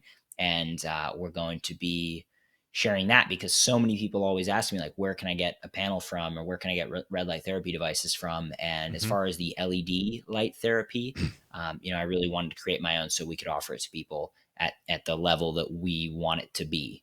So that's something people can keep an eye on as well on RaOptics.com in the next couple of weeks. Yeah. Next couple of It'll weeks. be That's cool. great, dude. That's awesome. Yeah, good stuff. All right, man. Well, thank you again for coming on the show. And next time you have something going on, just let us know and we'll do it again. Always my pleasure. Absolutely. Thanks so much. And I'll send you a message and we will connect as well for a surf or something soon. Definitely, man. All right. That sounds great. All right. Take care. Thanks so much. All right. Thanks, Matt. Have a good one. Bye-bye. Bye. All right, there you go, my friends. We're going to take a little break right now, and I want to cover some things, some questions that we didn't get access to with Matt because I didn't want to keep him all day. But there's a couple things I'd like to share from my own experience after the break. So I want to do that so that I can kind of clear up some things and share with you some more things that I'm doing. So anyway, real quickly, I want to share with you this cool hydrogen device from our buddy George Wiseman. Check this out. The hydrogen calms the inflammation and gives the electrons needed to stop the cytokine storm practically in its tracks within minutes. And people don't need to have intubation or anything like that. In a very short time, they can go home. The Brown's gas is listed at the top of the Chinese, like I say, they're very much ahead of us over there, the Chinese cupcake killing regimen. The very first thing they'll be doing is putting them on the Brown's gas. Two things about the cupcakes. First of all, it isn't a pathology of the lungs. That was a mistake right from the start. So ventilators were not a problem. There was never a need to overrun ventilators because ventilation is one of the worst things you can do. What happens is the red blood cells lose the ability to transport oxygen. So the doctors were noticing that the people had very low oxygen levels in their blood, but it wasn't because the lungs weren't working properly. It was because the blood wasn't working properly. The iron in the blood, red blood cells, was getting kicked out so that it couldn't actually grab oxygen from the lungs. So what he's talking about there is the AquaCure machine, which creates Brown's gas and molecular hydrogen, which powers your ATP. And really what happens is that it's able to reduce oxidation and inflammation. So I'll put a link to that. We've done 3 different shows on molecular hydrogen, and I would highly encourage you guys to listen to this, to these shows because they're amazing. And what this thing can do is reduce the oxidation that's occurring inside your body. And it's the world's smallest antioxidant. It's 400 times smaller than vitamin C, 700 times smaller than CoQ10. Hydrogen gas and Brown's gas is able to repair your DNA. Like, it's so small, it permeates everywhere in your body. There's thousands of studies on it, and it can get into your brain and repair the DNA, which is amazing. So amazing technology, things we have access to today. It's just so cool. Just so cool. And here's my friend Anthony from the Extreme Health Academy talking about how much he loves it. Check it out. This is Anthony from Georgia, and I wanted to talk about how impactful Extreme Health Academy has been since becoming a member. The first thing that came to my mind was community. The forums in Extreme Health Academy allow you to ask questions, get feedback, and it's a place where everybody can come and it's risk-free. Everyone there is genuinely family-oriented to try to get you the best possible help. The next thing was the content. The content and the courses that they've put together are very insightful, they're informative, and allow you to almost go back to school to learn about the body, but also learn about your environment in ways to help you stay and to maintain and to keep being healthy. And the last thing is just the overall change. I've really seen a difference in my overall perspective with health, and it's not just food, but it's light and it's things around you. It's the wireless. It's a comprehensive support system to really get people to understand that we can take back our health one day at a time. Thank you, Extreme Health Academy, and keep up the good work. Yeah, so this is what I love about these types of situations online where people like Matt Maruca are doing courses all about light. And we have academies and membership websites for people that want to go deeper. And that's you. I'm assuming if you're listening to this, you really want to go deeper with your health. And, for me as a radio show host, after doing 700 plus episodes and being involved in a full-time way in the natural health fields since 2003, understanding the role that non-native EMF plays on your health and your cell membranes, blue light and biohacks and minerals and the ratios of magnesium to oxygen and Fenton's reaction and oxidation and copper and iron and how they play a role in disease as well. And putting all of this stuff together combined with the emotional, spiritual traumas that are behind all of these diseases, like being exposed to all this information that I've been exposed to for 10 years now doing this show, putting it all together in a systematic way that I can help and suggest ideas for you. That's why I created the Extreme Health Academy. So putting together all the aspects of light, of spirituality, of emotional trauma and family constellation therapy and recall healing and, minerals and magnesium and iron and copper and how they play a role in oxidation. I mean, all of these things in biohacking. So I'm in the forums every single day, and it's just an honor to be able to help as many people as I can, and that's why I created the Extreme Health Academy. So make sure to go check it out. And finally, here's the last bit from my friend, Dr. Stuart Nunley, and this is one of the other things that doesn't really get as much airtime as it should because it's not that sexy, but it's the role of dental and oral health on your pathology, on your health, is how your mouth plays a role. And this is an amazing Dr. Stuart Nunley. So if you're looking for a biological dentist, and let me just implore you that you should really be seeing a biological dentist. That's someone who understands the connection between your health and your oral health and how they intimately play a role. Like we've had guests on our show talk about the connection between breast cancer and cavitations, for example, or root canals or mercury fillings. And you can look on an x-ray. Dr. Bob Dowling showed this from Ecuador of a line going straight from someone's cavitation to the tumor in their breast. Like, it's crazy, right? I mean, these are things that most dentists don't know about. And anyway, we live in Southern California and our dentist is in Texas. His name is Dr. Stuart Nunley. We have 3-year-old kids, and we've been there twice with the kids and more times before that. And we drive there across the country with our kids to go see our dentist because he's that good. He is, in my opinion, the best biological dentist in the world. Anyway, in this clip, he talks about how before he knew anything about detoxification and what he knows now, he was removing people's mercury amalgam fillings without any protection. Before he woke up and understood what he was doing. And what happened to him as a result of that is pretty fascinating. This is what he talks about in this clip. You know what I chose to do? I chose to go very, very slow as I detox. So one of the things that I did is I invested in an infrared sauna, which was huge. That was a big, big part of my healing because, interestingly enough, many times patients who have heavy metal toxicity lose the ability to sweat. And so I was one of those. I could not break a sweat. And the infrared sauna helped me to retrain my body to be able to sweat. It was a huge part of my overall detox. Doesn't Dr. Huggins say, as long as there's more going out than what's coming in, you're okay? Absolutely. Yeah, and I think he's right. I think he's absolutely right on that. So a relaxed far infrared sauna is the sauna that we recommend. It uses far infrared light. And really, essentially what this is, it's a light therapy device. But the frequencies of light are not visible to the human eye. So it's felt as heat. And that means that the air that you sit in inside the sauna gets hot, but it doesn't get extremely hot. And it doesn't need to, because what it's doing is it's penetrating your skin very, very deeply. And it's heating you up from the inside out. And this is what this far infrared frequency of light does. And your head sticks out of it. So you can put a fan on your head, or you can have AC on in the room or something like that. You can watch a documentary, which is what I like to do when I'm sitting in a sauna and the time goes by really, really quickly. I can't recommend these highly enough. You know, you can put it in your garage. You can store underneath your bed.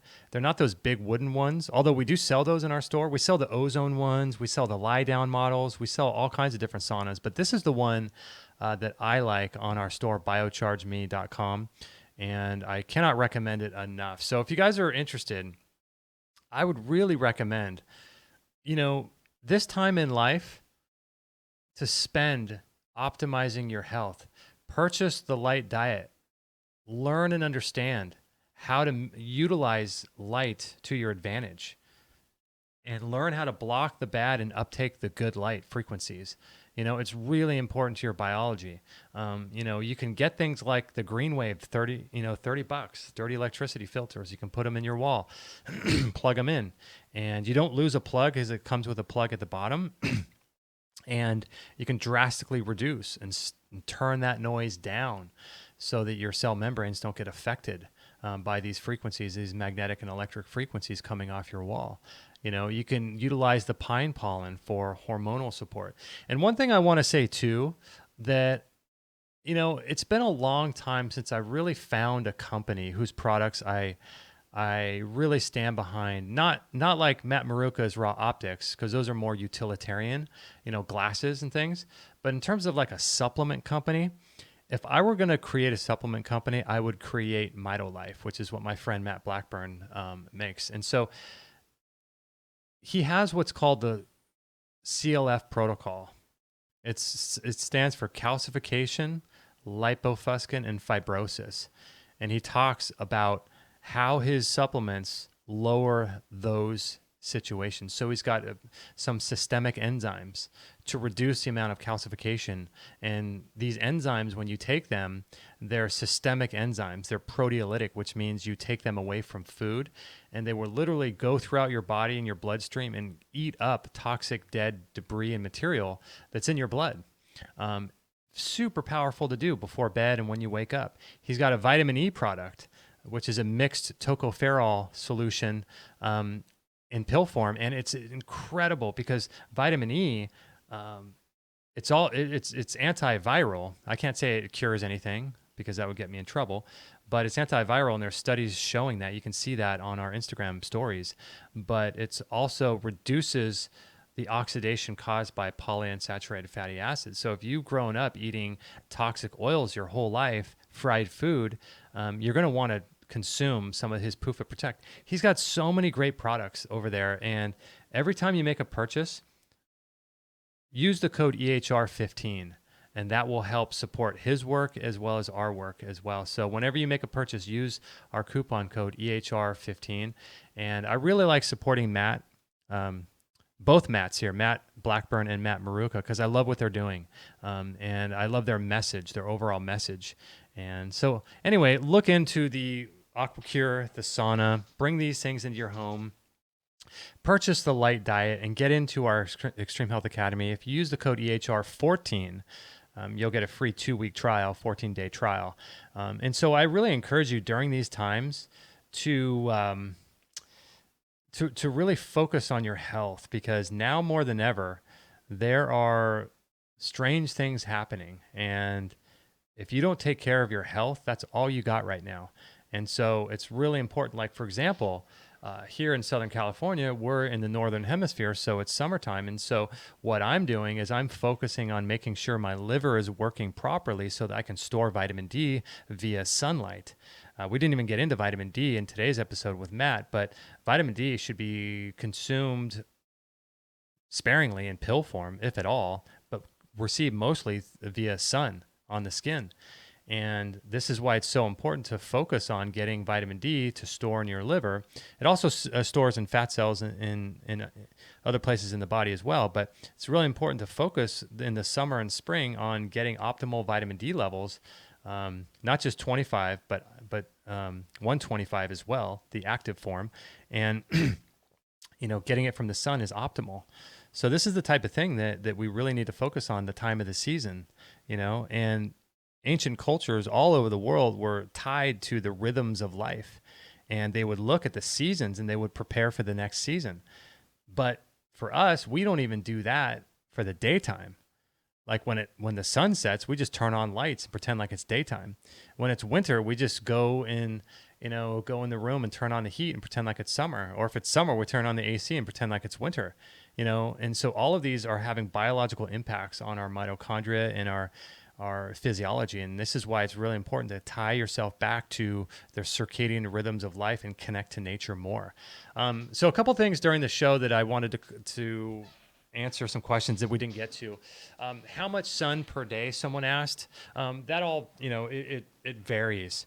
So you can get an app on your phone called D-Minder, and you can search for that in the App Store, and it will geolocate your location on your phone. So it'll look at where you are in the world, your coordinates, your GPS coordinates. It'll look at your elevation. It'll look at the current weather, whether or not there's clouds, and will tell you how much skin time you need in order to create vitamin D in your skin. So it's a really, really great app. So that's D-Minder. You can look for that. See, these are the types of things that I'll share with you inside Extreme Health Academy. I'll give you links to all this stuff, and I'll work with you personally if you want. And what about sun on the private parts? So that was another question. So there's a couple different products you can get. One is called Kiniki, Kiniki. I don't really like those, but they let in full spectrum sunlight through their bikinis and their shorts for men, and their trunks and stuff like that. There's also one called Cooltan, Cooltan, and that allows for more frequencies of light to penetrate, because Nathan Walls was the guy who did one of the workshops on light inside our academy, and what he mentioned was it's possible to create local melatonin. And I never knew that. So what that means is, if you're a lady, you should be getting your breasts and your private parts in the sun every single day, at least for a little bit. Same with men. So you're able to create local melatonin, according to Nathan. And so that's massive. So that means that you may want to consider going on the Cooltan and getting some shorts that allow the sun to penetrate. Someone else said, how do you block blue light from your computer? So there's a couple different programs you can get. The one that I recommend right now is called Iris Tech, and it's $15, and we sell it on our store, biochargeme.com, and I'll put a link to that as well. So this is a really great piece of software. For $15, you can use it, I think, on your phone as well as your PC or your Mac laptop or whatever, and it will basically turn down the Kelvin of the sun. So basically, in the summertime, the sun emits 6,500 Kelvin frequencies of light. And so what that means is that it's an excessive amount of blue. And what you can do with this software is not only reduce the flicker rate, which has an impact, a very negative impact on your nervous system, but it also, and your brain, but it also, this blue light is 6,500 Kelvin. So you can lower that down. So in the daytime, I think I put mine down to 1400, and someone just purchased this inside the academy, and they were asking me all about the settings, and so I work with them on how to get the settings right for their computer as well. And so I wanted to share some of those things. So if you care about your health, you should be wearing those glasses that he talks about from RaOptics. If you go through our link, you'll support our show. I think we have a coupon code. It's called EHR Show. And I'll put links to all this stuff on this show page, extremehealthradio.com/709, the Cooltan and all that kind of stuff. But you should definitely be using Iris Tech as well to block the blue light. And the light bulbs I use are from Sunlight, and you can get them on Amazon, and they're LED, they're zero flicker, which is great. And you can also get them through, I forget which other company sells the Sunlight, the light bulbs, I forget, but definitely make sure you're wearing at the very least, the glasses. So anyway, I hope you enjoyed that show, and I hope you got some value out of that. And if you want to work with me directly, join the academy, and I can work with you in the forums. I'm in there every single day, sharing links and all of my research and studies. Follow us on Instagram as well. We're doing a lot more on Instagram these days, so sharing a lot of stories every single day. And we're, if you want to get an idea of, the trees that we're planting, and what our kids are up to, and what I do, different biohacks I'm doing with, making magnesium bicarbonate and doing all kinds of crazy stuff as well. Follow our stories on Instagram, and that's at Extreme Health Radio. And we're doing clips as well of all the shows that we do every single day, and lots of cool memes and stuff like that. And just follow us there because we're doing a lot of cool stuff there, and hopefully we can keep that page as long as we don't get too crazy with the big C, little v. They won't kick us off. So that's a whole separate topic. Anyway, I love you guys. Thank you so much for listening to the show. Please tag a friend. Tag a friend and share it with your friend. That would be just awesome. I'd greatly appreciate that, and it really helps us when you do that. Also, if you can, it would be really great if you could give us a review on iTunes. That really helps us quite a bit, more so than you would think. And so just leave us a nice review and a 5-star. That'd be awesome, and that helps us quite a bit. If you want to support our work, you can just go to our store and purchase anything from our store or join our academy. But some people like to just send $5 or $10, a month, and you can do that on Patreon. And then another way to support the show too is anytime you're going to buy anything on Amazon, just go to our website, Extreme Health Radio, and at the bottom, if you scroll down, you can just click over there and click over to Amazon. Nothing changes for you. The prices are all the same. It's just that we'll get a little commission when you make a purchase on Amazon. So each time you do that, just remember us and click through our link and all of that. But I really encourage you to take your health seriously. If there's ever a time to learn about how the body really works and to learn about mitochondrial health and how to create and generate energy via light and minerals, now is the time. It's so important to realize how the body actually works, and then you kind of see through all the crazy stuff people are promoting out there, and it's pretty wacky, So I encourage you to purchase the Light Diet, buy some of the glasses, go through our store, support our work, and that would be a great help, and it would greatly improve your health in the process too. So love you guys. Thank you again. And I'll put everything at extremehealthradio.com/709. Love you guys. And for you Academy members, I'll see you at 9 a.m. next Friday live. And for those of you that are just listening to the radio show, we'll be back next week. Love you all. Thanks for subscribing, rating, and sharing. I really appreciate it. And I'll see you next week. No material on this blog is intended to suggest that you should not seek professional medical care. Always work with qualified medical professionals, even if you educate yourself in the field of live food, nutrition, and alternative medicine. I'm not a doctor, nor am I offering readers medical advice of any kind. None of the information offered here should be interpreted as a diagnosis of any disease, nor an attempt to treat or prevent any disease or condition. While information in this blog is discussed in the context of numerous conditions, it can be dangerous to take action based on any information in this blog or to start any health program without first consulting a health professional. The content found here is for informational purposes only and is in no way intended as medical advice, as a substitute for medical counseling, or as a treatment/cure for any disease or health condition, and nor should it be continued as such. Always work with a qualified healthcare professional before making any changes to your diet, prescription drug use, lifestyle, or exercise activities. This information is provided as is, and the reader/viewer assumes all risks from the use, non-use, or misuse of this information.